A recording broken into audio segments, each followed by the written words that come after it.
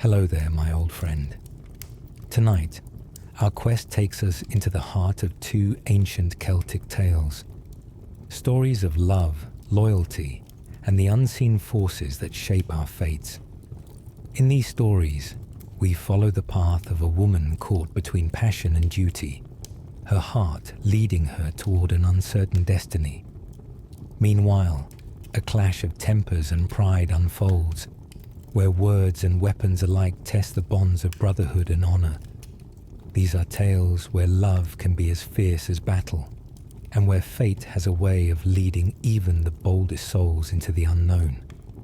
Before we begin, my friend, like and subscribe, so you'll always be ready for your next sleepy quest. It helps my tales reach more wanderers who seek a touch of magic in their dreams. Now, settle in, take a deep breath, and let's travel back to an age of myth and legend. The wooing of Becfola. We do not know where Becfola came from, nor do we know for certain where she went to. We do not even know her real name, for the name Becfola, dowerless or small dowered, was given to her as a nickname. This only is certain, that she disappeared from the world we know of, and that she went to a realm where even conjecture may not follow her. It happened in the days when Dermot, son of the famous A of Slane, was monarch of all Ireland. He was unmarried, but he had many foster sons, princes from the 4 provinces, who were sent by their fathers as tokens of loyalty and affection to the Ardrí, and his duties as a foster father were righteously acquitted. Among the young princes of his household there was one, Crimthan, son of A, king of Leinster, whom the High King preferred to the others over whom he held fatherly sway. Nor was this wonderful, for the lad loved him also, and was as eager and intelligent and modest as becomes a prince. The High King and Crimthan would often set out from Tara to hunt and hawk, sometimes unaccompanied even by a servant. And on these excursions the king imparted to his foster son his own wide knowledge of forest craft, and advised him generally as to the bearing and duties of a prince, the conduct of a court, and the care of a people. Dermot MacA delighted in these solitary adventures, and when he could steal a day from policy and affairs, he would send word privily to Crimthan. The boy, having donned his hunting gear, would join the king at a place arranged between them, and then they ranged abroad as chance might direct. On one of these adventures, as they searched the flooded river to find the ford, they saw a solitary woman in a chariot driving from the west. "I wonder what that means," the king exclaimed thoughtfully. "Why should you wonder at a woman in a chariot?" his companion inquired, for Crimthan loved and would have knowledge. "Good, my treasure," Dermot answered. "Our minds are astonished when we see a woman able to drive a cow to pasture, for it has always seemed to us that they do not drive well." Crimthan absorbed instruction like a sponge and digested it as rapidly. "I think that is justly said," he agreed. "But," Dermot continued, "when we see a woman driving a chariot of 2 horses, then we are amazed indeed. When the machinery of anything is explained to us, we grow interested, and Crimthan became, by instruction, as astonished as the king was. 'In good truth,' said he, 'the woman is driving 2 horses.' 'Had you not observed it before?' his master asked with kindly malice. 'I had observed but not noticed,' the young man admitted. 'Further,' said the king, 'surmise is aroused in us when we discover a woman far from a house. For you will have both observed and noticed that women are home dwellers, and that a house without a woman or a woman without a house are imperfect objects, and although they be but half observed, they are noticed on the double.' 'There is no doubting it,' the prince answered, from a knitted and thought-tormented brow. 'We shall ask this woman for information about herself,' said the king decidedly. 'Let us do so,' his ward agreed. The King's Majesty uses the words we and us when referring to the King's Majesty, said Dermot. But princes who do not yet rule territories must use another form of speech when referring to themselves. I am very thoughtless, said Crimton humbly. The king kissed him on both cheeks. Indeed, my dear heart and my son, we are not scolding you, but you must try not to look so terribly thoughtful when you think. It is part of the art of a ruler. I shall never master that hard art, lamented his fosterling. We must all master it, Dermot replied. We may think with our minds and with our tongues, but we should never think with our noses and with our eyebrows. The woman in the chariot had drawn nigh to the ford by which they were standing, and without pause she swung her steeds into the shallows and came across the river in a tumult of foam and spray. Does she not drive well? Cried Crimton admiringly. When you are older, the king counselled him, you will admire that which is truly admirable, for although the driving is good, the lady is better. He continued with enthusiasm, she is in truth a wonder of the world and an endless delight to the eye. She was all that and more, and as she took the horses through the river and lifted them up the bank, her flying hair and parted lips and all the young strength and grace of her body went into the king's eye and could not easily come out again. Nevertheless, it was upon his ward that the lady's gaze rested, and if the king could scarcely look away from her, she could, but only with an equal effort, look away from Crimton. Halt there, cried the king. Who should I halt for? The lady demanded, halting all the same, as is the manner of women who rebel against command and yet receive it. Halt for Dermot. There are Dermots and Dermots in this world, she quoted. There is yet but one Ardree, the monarch answered. She then descended from the chariot. Hello there, my old friend. Tonight, our quest takes us into the heart of two ancient Celtic tales. Stories of love, loyalty, and the unseen forces that shape our fates. In these stories, we follow the path of a woman caught between passion and duty, her heart leading her toward an uncertain destiny. Meanwhile, a clash of tempers and pride unfolds, where words and weapons alike test the bonds of brotherhood and honor. These are tales where love can be as fierce as battle, and where fate has a way of leading even the boldest souls into the unknown. Before we begin, my friend, like and subscribe, so you'll always be ready for your next sleepy quest. It helps my tales reach more wanderers who seek a touch of magic in their dreams. Now, settle in, take a deep breath, and let's travel back to an age of myth and legend. The wooing of Becfola. We do not know where Becfola came from, nor do we know for certain where she went to. We do not even know her real name, for the name Becfola, dowerless or small dowered, was given to her as a nickname. This only is certain, that she disappeared from the world we know of, and that she went to a realm where even conjecture may not follow her. It happened in the days when Dermot, son of the famous A of Slane, was monarch of all Ireland. He was unmarried, but he had many foster sons, princes from the 4 provinces, who were sent by their fathers as tokens of loyalty and affection to the Ardree, and his duties as a foster father were righteously acquitted. Among the young princes of his household there was one, Crimton, son of A, king of Leinster, whom the High King preferred to the others over whom he held fatherly sway. Nor was this wonderful, for the lad loved him also, and was as eager and intelligent and modest as becomes a prince. The High King and Crimton would often set out from Tara to hunt and hawk, sometimes unaccompanied even by a servant. And on these excursions the king imparted to his foster son his own wide knowledge of forest craft, and advised him generally as to the bearing and duties of a prince, the conduct of a court, and the care of a people.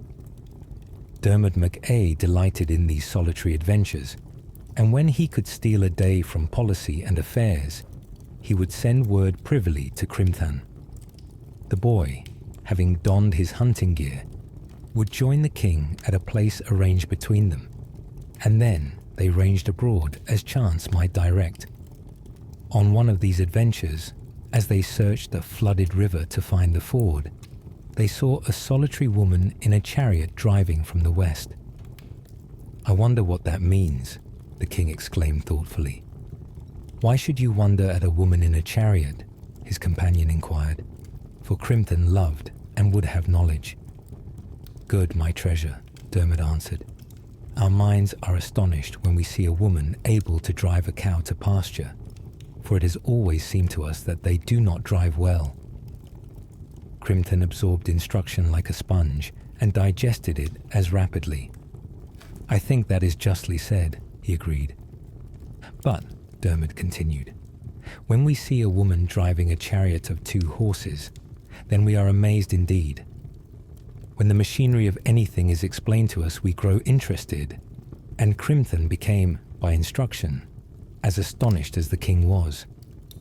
'In good truth,' said he, 'the woman is driving 2 horses.' 'Had you not observed it before?' his master asked with kindly malice. 'I had observed but not noticed,' the young man admitted. 'Further,' said the king, 'surmise is aroused in us when we discover a woman far from a house. For you will have both observed and noticed that women are home dwellers, and that a house without a woman or a woman without a house are imperfect objects, and although they be but half observed, they are noticed on the double.' 'There is no doubting it,' the prince answered, from a knitted and thought-tormented brow. 'We shall ask this woman for information about herself,' said the king decidedly. 'Let us do so,' his ward agreed. 'The King's Majesty uses the words we and us when referring to the King's Majesty,' said Dermot. 'But princes who do not yet rule territories must use another form of speech when referring to themselves.' 'I am very thoughtless,' said Crimthan humbly. The king kissed him on both cheeks. 'Indeed, my dear heart and my son, we are not scolding you, but you must try not to look so terribly thoughtful when you think. It is part of the art of a ruler.' 'I shall never master that hard art,' lamented his fosterling. 'We must all master it,' Dermot replied. 'We may think with our minds and with our tongues, but we should never think with our noses and with our eyebrows.' The woman in the chariot had drawn nigh to the ford by which they were standing, and without pause she swung her steeds into the shallows and came across the river in a tumult of foam and spray. 'Does she not drive well?' cried Crimthan admiringly. 'When you are older,' the king counselled him, 'you will admire that which is truly admirable, for although the driving is good, the lady is better.' He continued with enthusiasm, 'She is in truth a wonder of the world and an endless delight to the eye.' She was all that and more, and as she took the horses through the river and lifted them up the bank, her flying hair and parted lips and all the young strength and grace of her body went into the king's eye and could not easily come out again. Nevertheless, it was upon his ward that the lady's gaze rested, and if the king could scarcely look away from her, she could, but only with an equal effort, look away from Crimthan. 'Halt there,' cried the king. 'Who should I halt for?' the lady demanded, halting all the same, as is the manner of women who rebel against command and yet receive it. 'Halt for Dermot.' 'There are Dermots and Dermots in this world,' she quoted. 'There is yet but one Ardri,' the monarch answered. She then descended from the chariot and made her reverence. 'I wish to know your name,' said he. But at this demand the lady frowned and answered decidedly, 'I do not wish to tell it.' I wish to know also where you come from and to what place you are going. I do not wish to tell any of these things, not to the king. I do not wish to tell them to anyone." Crimthan was scandalized. "Lady," he pleaded, "you will surely not withhold information from the Ardri." But the lady stared as royally on the High King as the High King did on her, and whatever it was he saw in those lovely eyes, the king did not insist.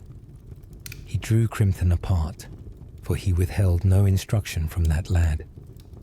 "My heart," he said, "we must always try to act wisely, and we should only insist on receiving answers to questions in which we are personally concerned." Crimthan imbibed all the justice of that remark. Thus I do not really require to know this lady's name, nor do I care from what direction she comes. "You do not?" Crimthan asked. "No, but what I do wish to know is, will she marry me?" "By my hand, that is a notable question," his companion stammered. "It is a question that must be answered," the king cried triumphantly. "But," he continued, "to learn what woman she is, or where she comes from, might bring us torment as well as information. Who knows in what adventures the past has engaged her?" And he stared for a profound moment on disturbing, sinister horizons, and Crimthan meditated there with him. "The past is hers," he concluded, "but the future is ours, and we shall only demand that which is pertinent to the future." He returned to the lady. "We wish you to be our wife," he said, and he gazed on her benevolently and firmly and carefully when he said that, so that her regard could not stray otherwhere. Yet, even as he looked, a tear did well into those lovely eyes, and behind her brow a thought moved of the beautiful boy who was looking at her from the king's side. "But when the High King of Ireland asks us to marry him, we do not refuse, for it is not a thing that we shall be asked to do every day in the week, and there is no woman in the world but would love to rule it in Tara." No second tear crept on the lady's lashes, and with her hand in the king's hand, they paced together towards the palace, while behind them, in melancholy mood, Crimthan mac Ai led the horses and the chariot. They were married in a haste which equalled the king's desire, and as he did not again ask her name, and as she did not volunteer to give it, and as she brought no dowry to her husband and received none from him, she was called Becfola, the dowerless. Time passed, and the king's happiness was as great as his expectation of it had promised. But on the part of Becfola, no similar tidings can be given. There are those whose happiness lies in ambition and station, and to such a one, the fact of being queen to the High King of Ireland is a satisfaction at which desire is sated. But the mind of Becfola was not of this temperate quality, and, lacking Crimthan, it seemed to her that she possessed nothing. For to her mind, he was the sunlight in the sun, the brightness in the moonbeam. He was the savour in fruit and the taste in honey. And when she looked from Crimthan to the king, she could not but consider that the right man was in the wrong place. She thought that crowned only with his curls, Crimthan mac Ai was more nobly diademed than are the masters of the world, and she told him so. His terror on hearing this unexpected news was so great that he meditated immediate flight from Tara. But when a thing has been uttered once, it is easier said the second time, and on the third repetition, it is patiently listened to. After no great delay, Crimthan mac Ai agreed and arranged that he and Becfola should fly from Tara, and it was part of their understanding that they should live happily ever after. One morning, when not even a bird was astir, the king felt that his dear companion was rising. He looked with one eye at the light that stole greyly through the window, and recognized that it could not in justice be called light. "There is not even a bird up," he murmured. And then to Becfola. What is the early rising for, dear heart? An engagement I have, she replied. This is not a time for engagements, said the calm monarch. Let it be so, she replied, and she dressed rapidly. And what is the engagement? He pursued. Raiment that I left at a certain place and must have. 8 silken smocks embroidered with gold. 8 precious brooches of beaten gold. 3 diadems of pure gold. At this hour, said the patient king, the bed is better than the road. Let it be so, said she. And moreover, he continued, a Sunday journey brings bad luck. Let the luck come that will come, she answered. To keep a cat from cream or a woman from her gear is not work for a king, said the monarch severely. The Ardri could look on all things with composure and regard all beings with a tranquil eye, but it should be known that there was one deed entirely hateful to him, and he would punish its commission with the very last rigor. This was a transgression of the Sunday. During 6 days of the week, all that could happen might happen, so far as Dermot was concerned, but on the 7th day, nothing should happen at all if the High King could restrain it. Had it been possible, he would have tethered the birds to their own green branches on that day, and forbidden the clouds to pack the upper world with stir and colour. These the king permitted, with a tight lip perhaps, but all else that came under his hand felt his control. It was his custom when he arose on the morn of Sunday to climb to the most elevated point of Tara, and gaze thence on every side, so that he might see if any fairies or people of the Shire were disporting themselves in his lordship. For he absolutely prohibited the usage of the earth to these beings on the Sunday, and woe's worth was it for the sweet being he discovered breaking his law. We do not know what ill he could do to the fairies, but during Dermot's reign, the world said its prayers on Sunday, and the Shire folk stayed in their hills. It may be imagined, therefore, with what wrath he saw his wife's preparations for her journey. But, although a king can do everything, what can a husband do? He rearranged himself for slumber. I am no party to this untimely journey, he said angrily. Let it be so, said Becfola. She left the palace with one maid, and as she crossed the doorway, something happened to her, but by what means it happened would be hard to tell. For in the one pace, she passed out of the palace and out of the world, and the second step she trod was in fairy, but she did not know this. Her intention was to go to Clwanda Shylek to meet Crimthan, but when she left the palace, she did not remember Crimthan anymore.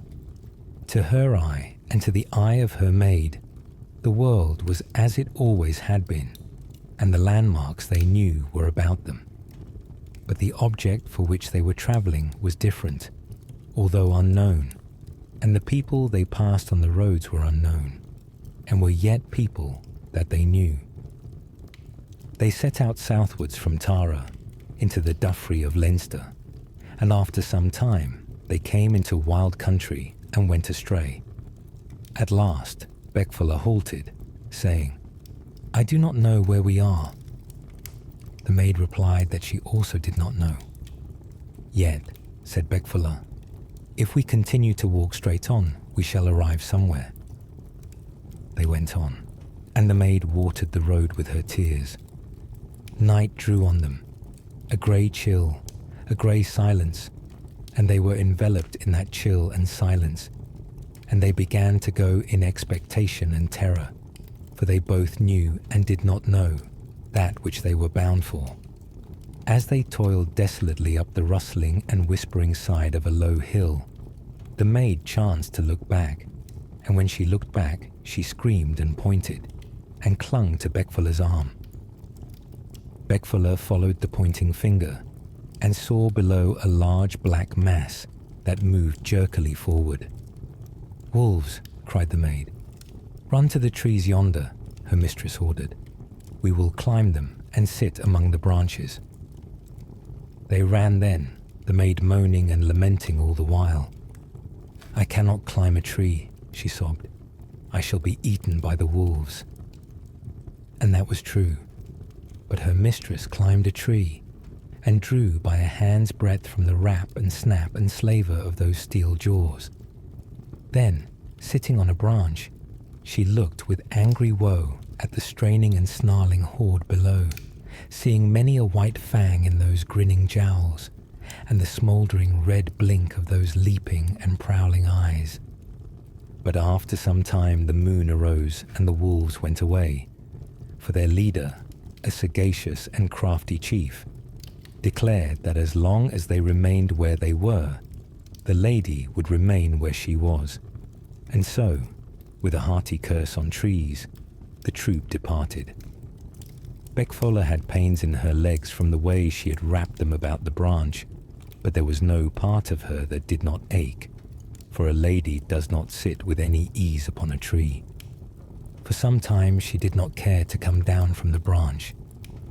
"Those wolves may return," she said, "for their chief is crafty and sagacious, and it is certain from the look I caught in his eye as he departed, that he would rather taste of me than cat any woman he has met." She looked carefully in every direction to see if one might discover them in hiding. She looked closely and lingeringly at the shadows under distant trees to see if these shadows moved, and she listened on every wind to try if she could distinguish a yap or a yawn or a sneeze. But she saw or heard nothing, and little by little tranquility crept into her mind, and she began to consider that a danger which is past is a danger that may be neglected. Yet ere she descended she looked again on the world of jet and silver that dozed about her, and she spied a red glimmer among distant trees. "There is no danger where there is light," she said, and she thereupon came from the tree and ran in the direction that she had noted. In a spot between three great oaks, she came upon a man who was roasting a wild boar over a fire. She saluted this youth and sat beside him, but after the first glance and greeting, he did not look at her again, nor did he speak. When the boar was cooked, he ate of it, and she had her share. Then he arose from the fire and walked away among the trees. Becfola followed, feeling ruefully that something new to her experience had arrived. For, she thought, it is usual that young men should not speak to me now that I am the mate of a king, but it is very unusual that young men should not look at me. But if the young man did not look at her, she looked well at him, and what she saw pleased her so much that she had no time for further cogitation. For if Crimthan had been beautiful, this youth was 10 times more beautiful. The curls on Crimthan's head had been indeed as a benediction to the Queen's eye, so that she had eaten the better and slept the sounder for seeing him. But the sight of this youth left her without the desire to eat, and, as for sleep, she dreaded it, for if she closed an eye she would be robbed of the one delight in time, which was to look at this young man, and not to cease looking at him while her eye could peer, or her head could remain upright. They came to an inlet of the sea all sweet and calm under the round silver flooding moon, and the young man, with Becfola treading on his heel, stepped into a boat and rowed to a high jutting pleasant island. There they went inland towards a vast palace in which there was no person but themselves alone, and there the young man went to sleep, while Becfola sat staring at him until the unavoidable peace pressed down her eyelids and she too slumbered. She was awakened in the morning by a great shout. "Come out, Flan, come out, my heart." The young man leapt from his couch, girded on his harness, and strode out. 3 young men met him, each in battle harness, and these 4 advanced to meet 4 other men who awaited them at a little distance on the lawn. Then these 2 sets of 4 fought together with every warlike courtesy, but with every warlike severity. and at the end of that combat there was but one man standing, and the other 7 lay tossed in death. Becfola spoke to the youth. "Your combat has indeed been gallant," she said. "Alas," he replied, "if it has been a gallant deed, it has not been a good one, for my 3 brothers are dead, and my 4 nephews are dead." "Ah me," cried Becfola, "why did you fight that fight?" "For the lordship of this island, the Isle of Fedak, son of Dali." But although Becfola was moved and horrified by this battle, it was in another direction that her interest lay. Therefore, she soon asked the question, which lay next her heart. "Why would you not speak to me or look at me?" "Until I have won the kingship of this land from all claimants, I am no match for the mate of the High King of Ireland," he replied. And that reply was ulk balm to the heart of Becfola. "What shall I do?" she inquired radiantly. "Return to your home," he counselled. "I will escort you there with your maid, for she is not really dead, and when I have won my lordship, I will go seek you in Tara." "You will surely come," she insisted. "By my hand," quoth he, "I will come." These 3 returned then, and at the end of a day and night, they saw far off the mighty roofs of Tara massed in the morning haze. The young man left them, and with many a backward look, and with dragging, reluctant feet, Becfola crossed the threshold of the palace, wondering what she should say to Dermot, and how she could account for an absence of 3 days' duration. It was so early that not even a bird was yet awake, and the dull grey light that came from the atmosphere enlarged and made indistinct all that one looked at, and swathed all things in a cold and livid gloom. As she trod cautiously through dim corridors, Becfola was glad that, saving the guards, no creature was astir, and that for some time yet she need account to no person for her movements.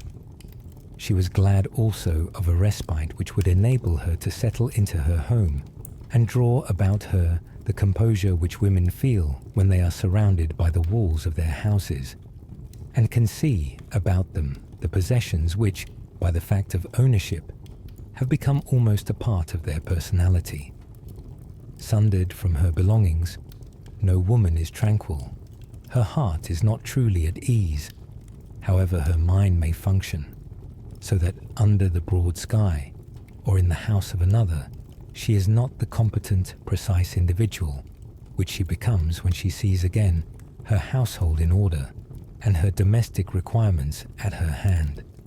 Becfola pushed the door of the king's sleeping chamber and entered noiselessly. Then she sat quietly in a seat, gazing on the recumbent monarch, and prepared to consider how she should advance to him when he awakened, and with what information she might stay his inquiries or reproaches. "I will reproach him," she thought. "I will call him a bad husband and astonish him, and he will forget everything but his own alarm and indignation." But at that moment the king lifted his head from the pillow and looked kindly at her. Her heart gave a great throb, and she prepared to speak at once and in great volume before he could formulate any question. But the king spoke first, and what he said so astonished her that the explanation and reproach with which her tongue was thrilling fled from it at a stroke, and she could only sit staring and bewildered and tongue-tied. "Well, my dear heart," said the king, "have you decided not to keep that engagement?" I, Becfola stammered. "It is truly not an hour for engagements," Dermot insisted, "for not a bird of the birds has left his tree. And," he continued maliciously, "the light is such that you could not see an engagement even if you met one." "I," Becfola gasped, "A Sunday journey," he went on, "is a notorious bad journey. No good can come from it.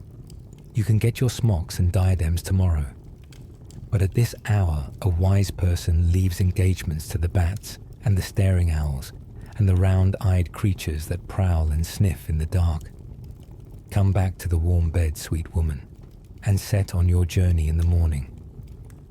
Such a load of apprehension was lifted from Becfola's heart that she instantly did as she had been commanded, and such a bewilderment had yet possession of her faculties that she could not think or utter a word on any subject.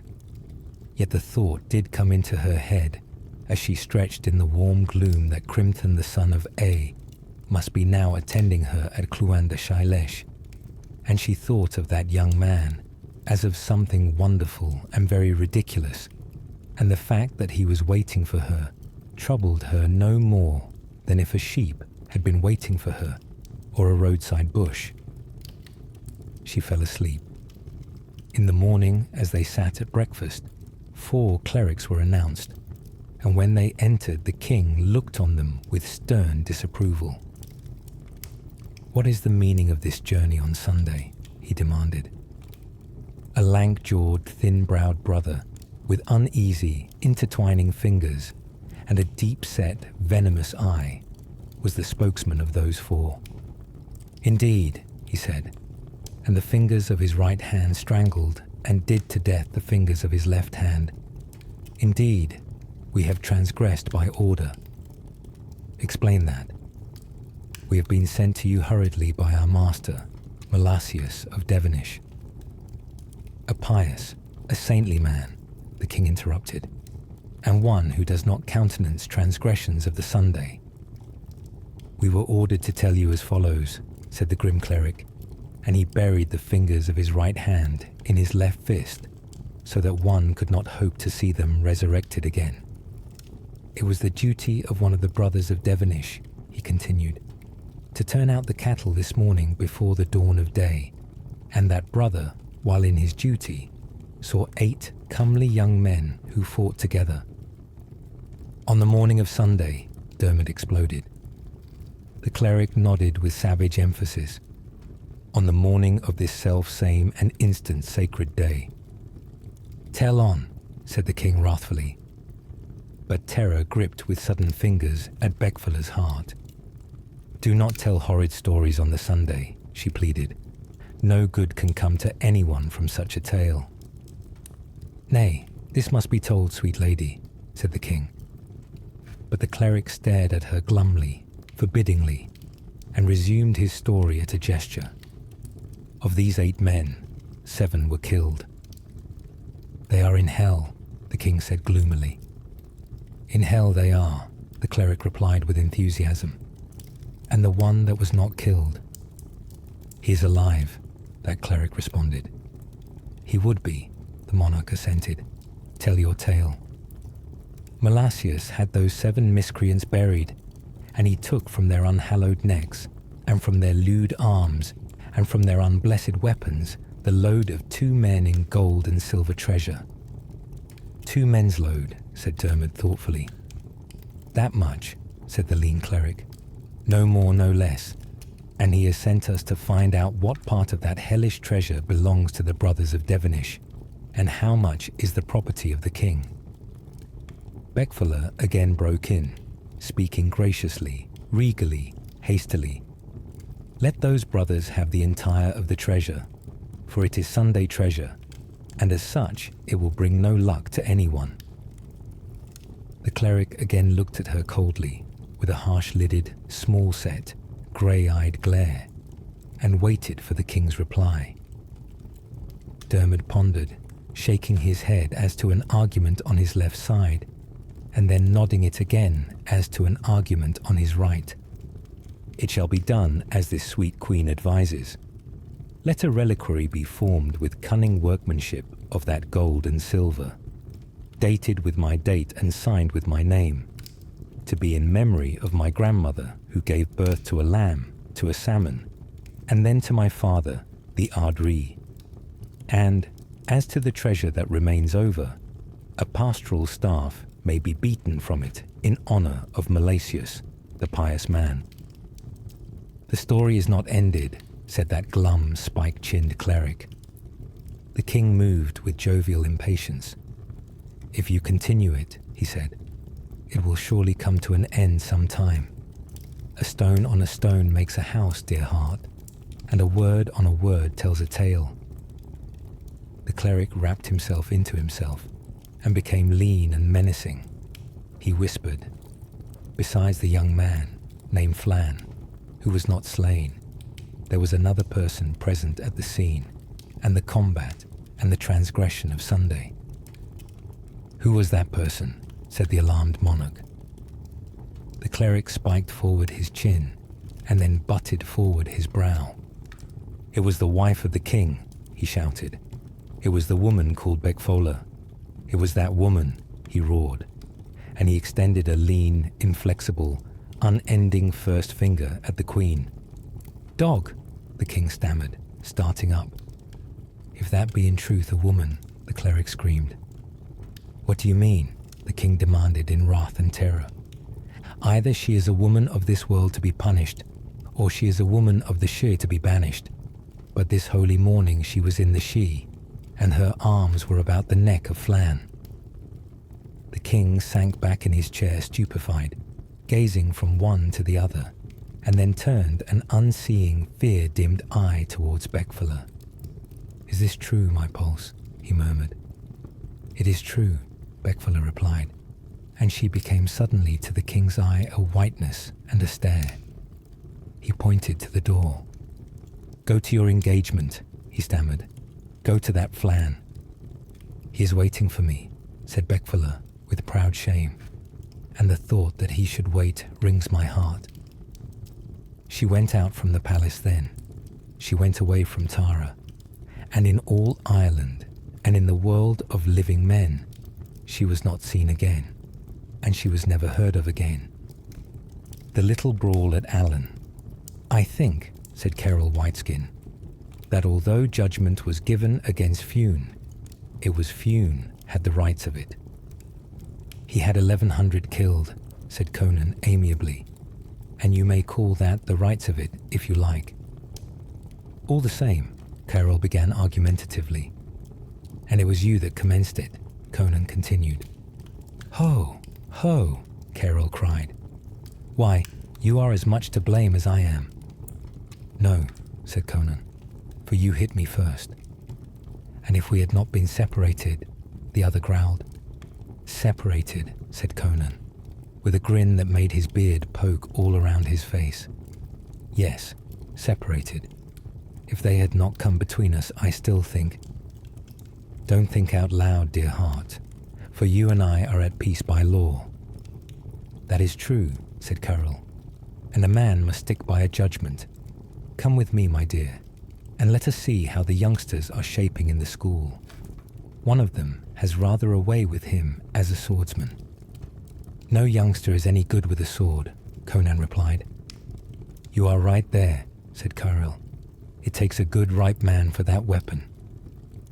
"Boys are good enough with slings," Confro continued, "but except for eating their fill and running away from a fight, you can't count on boys." The two bulky men turned towards the school of the Fianna. It happened that Fianna MacWhale had summoned the gentlemen of the Fianna and their wives to a banquet. Everybody came, for a banquet given by Fianna was not a thing to be missed. There was Goll, Mór MacMorna and his people, Fionn's son, Oisin, and his grandson, Oscar. There was Dermot of the Gay Face, Celtic MacRonan. But indeed, there were too many to be told of, for all the pillars of war and battle torches of the Gael were there. The banquet began. Fionn sat in the chief captain's seat in the middle of the fort, and facing him, in the place of honour, he placed the mirthful Goll MacMorna. And from these, ranging on either side, the nobles of the Fianna took each the place that fitted his degree in patrimony. After good eating, good conversation, and after good conversation, sleep. That is the order of a banquet. So when each person had been served with food to the limit of desire, the butlers carried in shining and jeweled drinking horns, each having its tide of smooth, heady liquor. Then the young heroes grew merry and audacious, the ladies became gentle and kind, and the poets became wonders of knowledge and prophecy. Every eye beamed in that assembly, and on Fianna every eye was turned continually in the hope of a glance from the great, mild hero. Goll spoke to him across the table enthusiastically. "There is nothing wanting to this banquet, O chief," said he. And Fianna smiled back into that eye which seemed a well of tenderness and friendship. "Nothing is wanting," he replied, "but a well-shaped poem." A crier stood up then, holding in one hand a length of coarse iron links, and in the other a chain of delicate, antique silver. He shook the iron chain so that the servants and the followers of the household should be silent, and he shook the silver one so that the nobles and poets should hearken also. Fergus, called True Lips, the poet of the Fianna Fin, then sang of Fianna and his ancestors and their deeds. When he had finished Fianna and Oisin and Oscar and Maclugach of the Terrible Hand, gave him rare and costly presents, so that every person wondered at their munificence, and even the poet, accustomed to the liberality of kings and princes, was astonished at his gifts. Fergus then turned to the side of Goll MacMorna, and he sang of the forts, the destructions, the raids, and the wooings of Clan Morna. And as the poems succeeded each other, Goll grew more and more jovial and contented. When the songs were finished, Goll turned in his seat. "Where is my runner?" he cried. He had a woman runner, a marvel for swiftness and trust. She stepped forward. "I am here, Royal Captain." "Have you collected my tribute from Denmark?" "It is here." And with help, she laid beside him the load of 3 men of doubly refined gold. Out of this treasure, and from the treasure of rings and bracelets and torques that were with him, Goll MacMorna paid Fergus for his songs, and much as Fianna had given, Goll gave twice as much. But, as the banquet proceeded, Goll gave, whether it was to harpers or prophets or jugglers, more than anyone else gave, so that Fianna became displeased, and as the banquet proceeded, he grew stern and silent. The wonderful gift-giving of Goll continued, and an uneasiness and embarrassment began to creep through the great banqueting hall. Gentlemen looked at each other questioningly, and then spoke again on indifferent matters, but only with half of their minds. The singers, the harpers, and jugglers submitted to that constraint, so that every person felt awkward, and no one knew what should be done or what would happen. And from that doubt, dullness came, with silence following on its heels. There is nothing more terrible than silence. Shame grows in that blank, or anger gathers there, and we must choose which of these is to be our master. That choice lay before Fianna, who never knew shame. "Goll," said he, "how long have you been taking tribute from the people of Lochlan?" "A long time now," said Goll, and he looked into an eye that was stern and unfriendly. "I thought that my rent was the only one those people had to pay," Fianna continued. "Your memory is at fault," said Goll. "Let it be so," said Fianna. "How did your tribute arise?"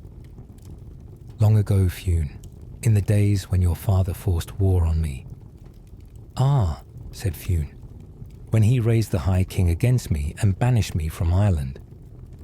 "Continue," said Fianna, and he held Goll's eye under the great beetle of his brow. "I went into Britain," said Goll, "and your father followed me there. I went into White Lochlan, Norway, and took it. Your father banished me thence also." "I know it," said Fianna. "I went into the land of the Saxons, and your father chased me out of that land. And then, in Lochlan, at the Battle of Knocha, your father and I met at last, foot to foot, eye to eye. And there, Fianna. And there, Goll. And there I killed your father." Fianna sat rigid and unmoving, his face stony and terrible as the face of a monument carved on the side of a cliff. "Tell all your tale," said he. At that battle I beat the Lochlanaks. I penetrated to the hold of the Danish king, and I took out of his dungeon the men who had lain there for a year and were awaiting their deaths. I liberated 15 prisoners, and one of them was Fianna. It is true, said Fianna. Goll's anger fled at the word. Do not be jealous of me, dear heart, for if I had twice the tribute, I would give it to you and to Ireland. But at the word jealous, the chief's anger revived. It is an impertinence, he cried, to boast at this table that you killed my father. By my hand, Goll replied. If Fianna were to treat me as his father did, I would treat Fianna the way I treated Fianna's father. Fianna closed his eyes and beat away the anger that was rising within him. He smiled grimly. If I were so minded, I would not let that last word go with you, Goll, for I have here 100 men for every man of yours. Goll laughed aloud. So had your father, he said. Fianna's brother, Cerral Whiteskin, broke into the conversation with a harsh laugh. How many of Fianna's household has the wonderful Goll put down? He cried. But Goll's brother, bald Conan the Swearer, turned a savage eye on Cerral. By my weapons, said he, there were never less than 101 men with Goll, and the least of them could have put you down easily enough. Ah, cried Cerral, and are you one of the 101 old-schooled head? One indeed, my thick-witted, thin-livered Cerral, and I undertake to prove on your hide that what my brother said was true, and that what your brother said was false. You undertake that, growled Cerral, and on the word he loosed a furious buffet at Conan, which Conan returned with a fist so big that every part of Cerral's face was hit with the one blow. The two then fell into grips and went lurching and punching about the great hall. Two of Oscar's sons could not bear to see their uncle being worsted, and they leaped at Conan, and two of Goll's sons rushed at them. Then Oscar himself leaped up, and with a hammer in either hand, he went battering into the melee. I thank the gods, said Conan, for the chance of killing yourself, Oscar. These two encountered then, and Oscar knocked a groan of distress out of Conan. He looked appealingly at his brother Art Og MacMorna, and that powerful champion flew to his aid and wounded Oscar. Oisin, Oscar's father, could not abide that. He dashed in and quelled Artog. Then rough hair MacMorna wounded Oisin, and was himself tumbled by MacLugach, who was again wounded by Gara MacMorna. The banqueting hall was in tumult. In every part of it, men were giving and taking blows. Here 2 champions with their arms round each other's necks were stamping round and round in a slow, sad dance. Here were 2 crouching against each other, looking for a soft place to hit. Yonder, a big-shouldered person lifted another man in his arms and threw him at a small group that charged him. In a retired corner, a gentleman stood in a thoughtful attitude while he tried to pull out a tooth that had been knocked loose. You can't fight, he mumbled, with a loose shoe or a loose tooth. Hurry up with that tooth, the man in front of him grumbled, for I want to knock out another one. Pressed against the wall was a bevy of ladies, some of whom were screaming and some laughing, and all of whom were calling on the men to go back to their seats. Only 2 people remained seated in the hall. Goll sat twisted round watching the progress of the brawl critically, and Fianna, sitting opposite, watched Goll. Just then, Phelan, another of Fianna's sons, stormed the hall with 300 of the Fianna, and by this force all Goll's people were put out of doors, where the fight continued. Goll looked then calmly on Fianna. Your people are using their weapons, said he. Are they? Fianna inquired as calmly, and as though addressing the air. In the matter of weapons, said Goll. and the hard-fighting pillar of battle turned to where his arms hung on the wall behind him. He took his solid, well-balanced sword in his fist, over his left arm his ample bossy shield, and, with another side look at Fianna, he left the hall and charged irresistibly into the fray. Fianna then arose. He took his accoutrements from the wall also and strode out. Then he raised the triumphant Fenian shout and went into the combat. That was no place for a sick person to be. It was not the corner which a slender-fingered woman would choose to do up her hair, nor was it the spot an ancient man would select to think quietly in. For the tumult of sword on sword, of axe on shield, the roar of the contending parties, the crying of wounded men, and the screaming of frightened women destroyed peace.